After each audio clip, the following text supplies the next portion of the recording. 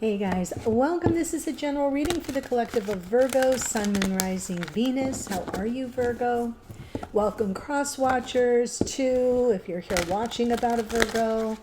And if you're new to the channel, welcome. I hope you'll stick around. This is a special reading. This whole series is dedicated to Pluto moving into Aquarius, which actually happened yesterday on the 23rd of March. And because my subscribers have been asking for transit readings and some information that would help them understand how it applies to them in their relationships, I'm going to devote a little bit of time to Pluto and Aquarius. So if you're not interested in that, just move your cursor forward about 4 or 5 minutes and then I'll kick into the reading, okay? So Pluto moving into Aquarius. Pluto takes about, guesstimating and averaging about 20 years to move through a sign. So none of us ever have a Pluto return. It's going to be 240 years to get around the sun. So it's a generational planet. And I'll give you two groups as an example that may feel this more impactfully in their lives. First group would be millennials born between 1983 and 1995. They should all have Pluto in Scorpio, depending on the month they were born. Pluto in Scorpio, so that is going to have a square to Pluto in Aquarius at some point. Obviously, if you have, let's say, Pluto in Scorpio at like 22 degrees, it's going to be like 15 years before Pluto hits 22 degrees, okay? So you have to know what the degree point is of your Pluto in Scorpio to know approximately when you're going to experience that square. And squares are difficult energies. Floor meets the wall. It's tough. It's unyielding. There will be things to work through. Next generational group are boomers born between 1939 and 1958 who have Pluto in Leo. You will have a Pluto opposition. When Pluto in Aquarius reaches that point in Aquarius, that's the same as your point of Pluto in Leo. So, because Leo and Aquarius are on opposite sides of the zodiac wheel, right? So opposition is a little bit more of a tango. There's tension there. So it's something that you may have to make some adjustments. You may have to yield a little bit. May have to let something go so something new can come into its place. You get where I'm going here. Okay. So I wanted to give you that information. Let's talk about this transit. It has not occurred since the 18th century. I think it was 1777, if I'm being exact. So if you know your history, French Revolution, American War of Independence, the rise of classical music, the first development of the theory of black holes out in space. So this Pluto coming back to this same point, all those centuries later, represents a major shift for the collective. So we will all feel this as a collective moving out of Capricorn, which rules structure, the patriarchy, lessons we have to learn, ambition, sometimes greed, right?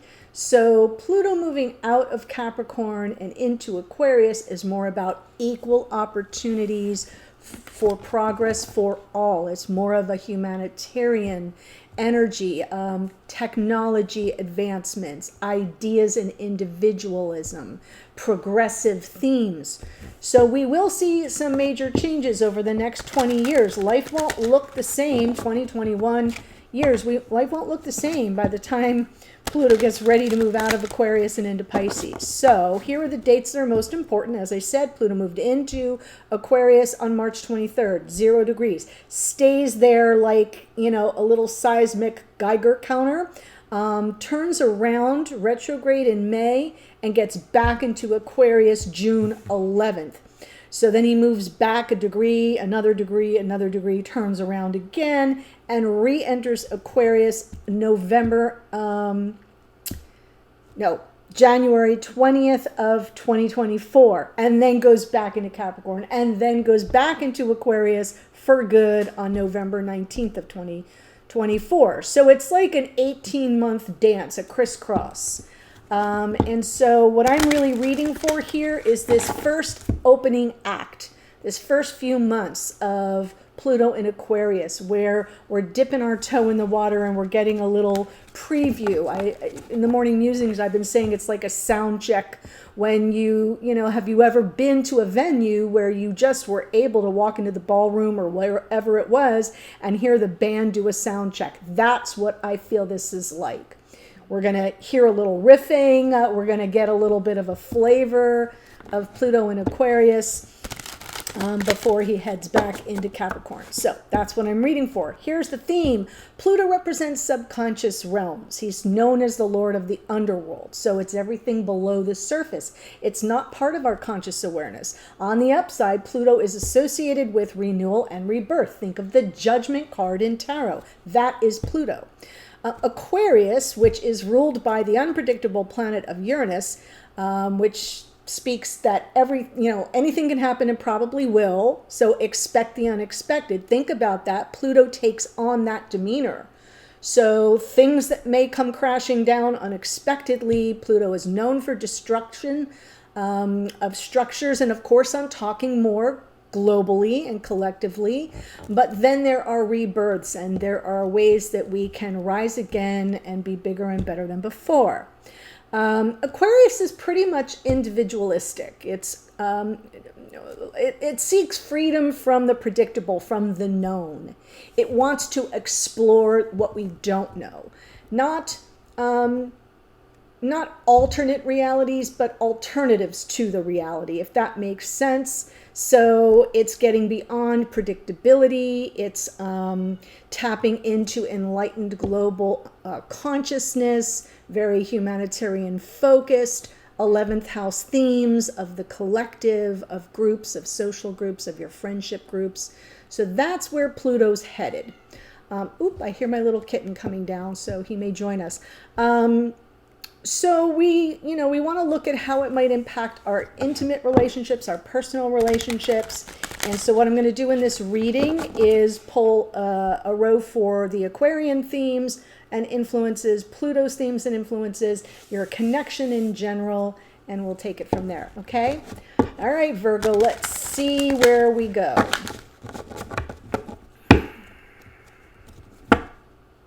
Six of Swords, beautiful. Moving to calmer waters, getting beyond some turbulence. That's the overall energy for this reading. I like it. Some of us have already been through some turbulence with Pluto and Capricorn.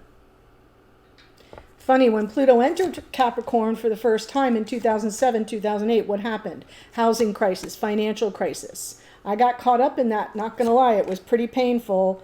Learned a lot of lessons. And what happened right as Pluto was leaving Capricorn just a couple days ago? Banks failing, right? Pluto's like, y'all didn't learn some lessons, did ya? Ooh, I love this on the bottom of the deck, the star. I will take that as backup to the Six of Swords. I feel like you're moving to something more peaceful where there's a lot of healing energy.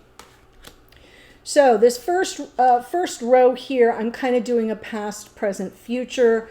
So we're kind of looking at Aquarian themes. There's your individuality, 9 of coins, which is Pentacles. That is a card of Virgo, actually. Where are you now? 7 of Pentacles. So setting some intentions pretty deeply in the fertile soil and understanding that things will grow organically. So there's patience with the 7 of Pentacles, but there's also the promise of abundance. And then guess who shows up in the future? Pluto in Aquarius, Judgment. So it's like you're waiting. You've been kind of doing your own thing here, Virgo, and now you're waiting for second chances. You're waiting for opportunities for forgiveness to either offer it or receive it. Judgment can also be reunions. It is a very biblical card if you look at it. The angel comes to raise the sinners from their graves and give them a second chance at life. So it is the rebirth. It is resurrection energy as it were. And that's what I see for the future here. And so it is awakening energy, but it's also reunion, second chances, really beautiful. And it's something that you're thinking about now, and you may have even set some intentions for this around the new moon in Aries the other day, and that lunation kind of plays out for a little while. Now, Pluto's energy in the past, Pluto influences, Seven of Swords, some kind of deception, sense of betrayal, could be avoidance. There may have been something that you just didn't want to deal with, or that somebody sort of put you on ice and avoided you, and it left some questions around trustworthiness, right? Could have been even a breach of trust. Where are you right now with Pluto's energy? Wheel of Fortune, Jupiter, abundance, good blessings, good karma, good luck. Hey, come say hello, and don't be so, no, that's my little, no, that's not for you. Come say hi. This is Leo, by the way, for those of you who haven't met him.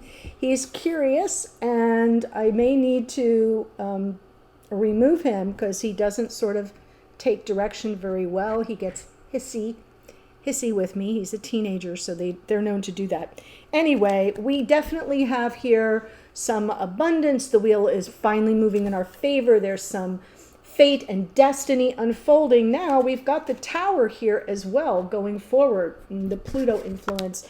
And to me, the Tower is kind of coming in here. No, Leo, that is not for you. Nope, nope, nope, nope, nope. I don't want him eating things that will kill him, right? So, see what I'm saying? Doesn't take redirection very well. So there may be something shifting here in a big way, a new paradigm shift. There could be something coming down. Remember I said Pluto's got some destruction. This doesn't mean you're going to have a nasty Tower moment, but it means that there's something that's unsustainable that's going to be wiped off the path because something better is unfolding in divine time. It cannot arrive if there's something blocking it. So we'll get to it in the clarifiers.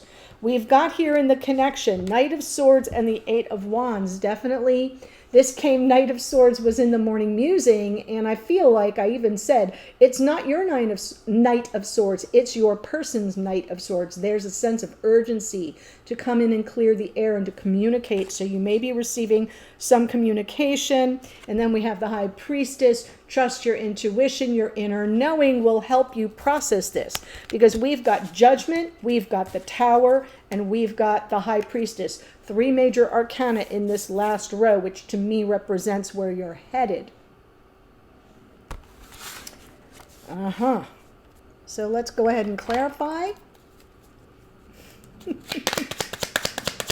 Six of Swords. Death card, right. Moving, something's got to be released. And here is this Tower underneath. So very interesting. It's almost like on some level, you know something isn't serving you anymore. You're still kind of hanging on for dear life here with that Nine of Wands. Doesn't always have a lot of quit in it.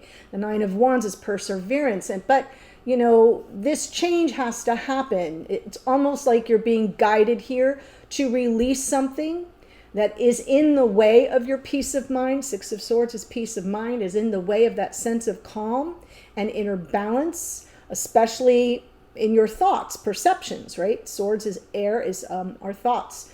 So I'm feeling like underneath this Tower is kind of sort of a little bit of an imposing unconscious awareness, a thought process that's playing out in your unconscious awareness. My God, he's not getting with the program.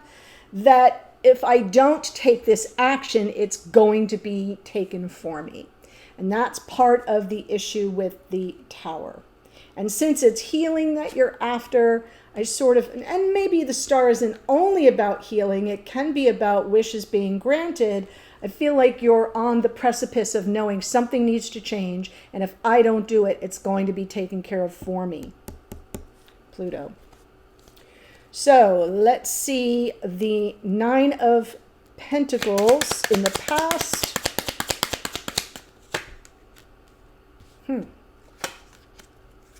Yeah. So I feel this connection, past life soulmate connection, also came through in the morning musing, was sort of a slow burn. I feel like things moved forward very slowly, and then kind of stopped. There's our Seven of Swords. So there is a theme here with some kind of betrayal, something that felt duplicitous at the very least. Could it have involved some sort of cheating scenario, like a third-party thing? Yeah, it could have. It doesn't have to be, though. But whatever it is, it was a breach of trust in the past. And I'm feeling like it's something that has kind of taken you some time to work through. So now we have the Seven of Pentacles and Judgment.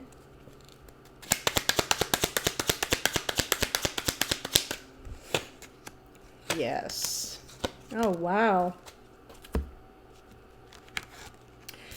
Like I'm saying, here's the Six of Swords again on the Five of Pentacles. So there's something here. I feel like you've been feeling very sort of sorry for the Dyson Splice, guys. I never do it, but unfortunately, little man wasn't cooperating, and so I had to remove him and put him in another room. So let me pick up where I left off. The Seven of Pentacles is where we are right now, and we're waiting to kind of get some energy sorted out from the Five of Pentacles, Seven of Cups, confusion, mixed messages, feeling sort of left out in the cold, but in a way where it's like I cannot access the warmth of this connection, and so therefore you kind of want to move beyond it. But with the Judgment card as well, there is a desire and a curiosity at the very least about opportunities for forgiveness.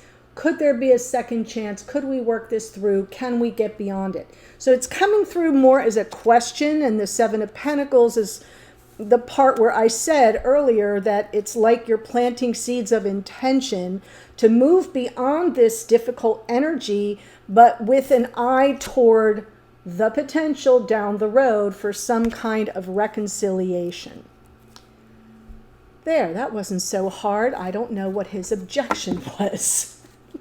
So now let's look at the Pluto influences. Seven of Swords by itself. Let's see what this is about. Wow. I think you just kind of moved on. I feel like whatever this is that happened, it played out over a long period of time. Again, with the Seven of Pentacles, right?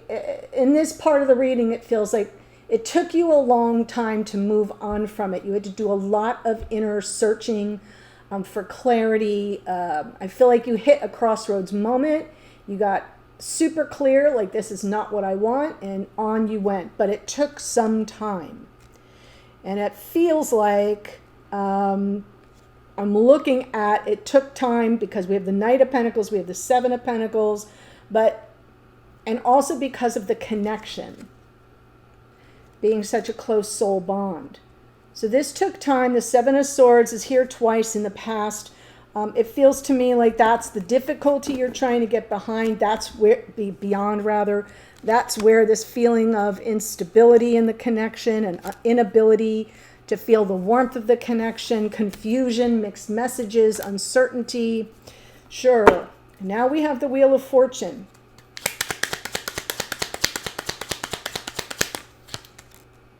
And a new beginning, fresh start, offloading a lot of difficult energy.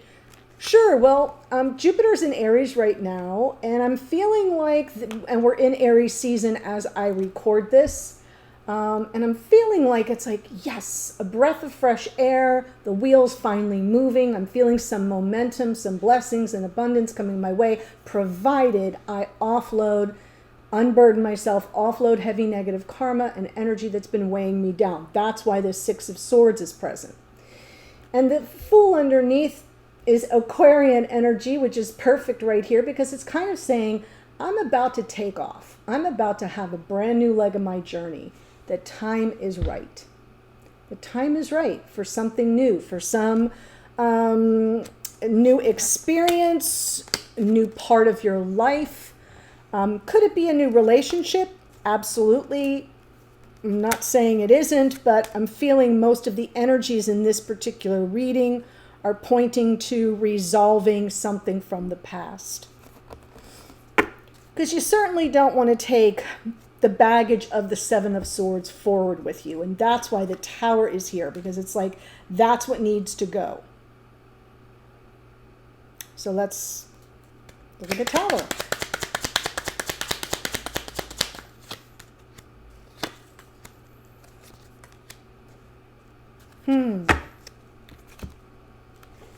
The Tower with the Lovers. So that's a choice. Queen of Cups, Nine of Cups underneath. So for those of you who are new, each time I pull a card from the bottom of the deck, which I do at various points, is my way of tapping into unconscious awareness or something playing out behind the scenes or in your psyche. It's not something you're consciously aware of. But this Nine of Cups is about wish fulfillment. It can be about complacency, and you may have been complacent about this situation for far too long, so that's part of it. But regardless, I feel like there's not been any wish fulfillment here, and that's what's kind of coming down. It's like the realization. The Tower can be an awakening card. It can be kind of a little shock and awe, eyes wide open, especially with regard, especially if this is a twin flame connection. Your heart may be open, but it's not sustainable anymore, because going forward, there's a realization that someone's either being complacent, could be you, could be them, could be both of you, and nothing's happening. It's just stagnant. And so that Tower energy is to get your attention. It's like a wake-up call. And it gets you right in the heart. This is a card of Cancerian energy. The Queen of, all the queens are cardinal signs. So that's Cancerian energy. And Mars is moving into Cancer on the 25th, so tomorrow. So this is Mars right here. So I'm feeling like in this season of Mars in Cancer, a lot of wounds may rise to the surface. A lot of things we have repressed or suppressed may rise to the surface to be dealt with head on. Tower. Okay? Could there be a Tower moment for the twins? Sure. That's possible. But there could also be reconciliation. So you'll have to trust your intuition. There we go, High Priestess. So now let's look at your connection in general. Knight of Swords, Eight of Wands. Eight of Wands again, Justice, Ace of Cups. So I feel like, as I said in the morning musing, and Justice was there as well, I feel like this Knight of Swords belongs to your person, that they feel the sense of urgency to come in, to clear the air, to communicate, to restore a sense of balance, of harmony, a leveling of the playing field. There is a lot of love here. So I do feel like, even if, and it's so weird, I can't remember who this came up for. It was either Cancer or Leo, was one of the last two readings I did, where I said sometimes it's not about picking up where we left off. It's about going back to the scene of the crime, as it were, and having a good, heartfelt conversation that finally clears the air and provides closure so we can move on. And sometimes it isn't about reunion forever. Sometimes it's about reconciling the differences, making sure we understand each other, and parting ways with no hard feelings. That's what I feel I see here, because the love is there. So it's, 6 of one, half dozen of the other. This is a general reading, so you'll have to take it as it resonates for you.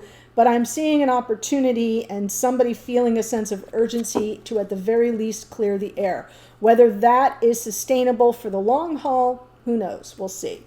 So now I want to see the Eight of Wands with the High Priestess. Temperance was out this morning, too. Yeah, I feel it will take some time for you to decipher whether it's best for you to just move on your way. Eight of Cups. You'll have to trust your intuition. We have the Moon here, as well as the High Priestess. Both of these are Pisces energy and very much calling to our intuition.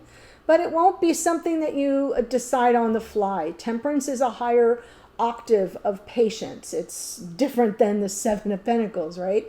It's a different kind of patience. It's about self-control and restraint. So you take the information coming towards you, you have the dialogue, the conversation, and then you kind of let it sit and marinate for a while as you determine what your best course of action is, and you don't make any of those decisions from fear. Okay? So I'm feeling like that Eight of Cups is part of a decision-making process that will come after you've had an opportunity to hear each other out, or at least you hear this person out, and then you decide, is this something I want to move forward with, or is it something I want to move on from? It will be different for all of you. Okay, so that's, I like the Magician on the bottom. So that's what I've got for you for this part of the reading. Let me tell you the astrology, but before I do that, there is a link in the description box below this video in the first sentence. And we're going to look at your person. We're going to look at whoever this is about, whoever brought this Seven of Swords energy to you, and whoever is feeling a sense of urgency to come back, to clear the air. That's who we're going to look at. Similar layout. We'll look at the Aquarian influences, the Plutonian influences, and this last row will be their intentions toward you or the connection going forward. And I'll close out with some oracle. So first things first, we've got the Death card. That is Scorpio's energy, ruled by, you guessed it, Pluto. We have the Tower here twice. That's Mars, associated also with the sign of Aries. Nine of Pentacles is Virgo, so you show up here. Knight of Pentacles is also Virgo. We have Judgment is Pluto, right, associated with the sign of Scorpio. Cancerian energy in the Chariot. Wheel of Fortune is Jupiter, also Sagittarian energy. Jupiter rules Sag. We have Taurus, Virgo, Capricorn in the Page of Pentacles, and we have Aquarius in the Fool. Lovers is Gemini. This is Cancerian energy, Queen of Cups. Okay, we've got the Knight of Swords is more Gemini. Libra in the Justice card. Sagittarius in the Temperance card. And Pisces in the Moon and the High Priestess. We also had the backup plan of the Star, which is Aquarian energy as well. So that's what I have for you. My apologies for the little Dyson splice for the interruption of my little man, but he hasn't learned how to behave himself accordingly. So, it happens. Much love to you. See you in the extended. Bye for now.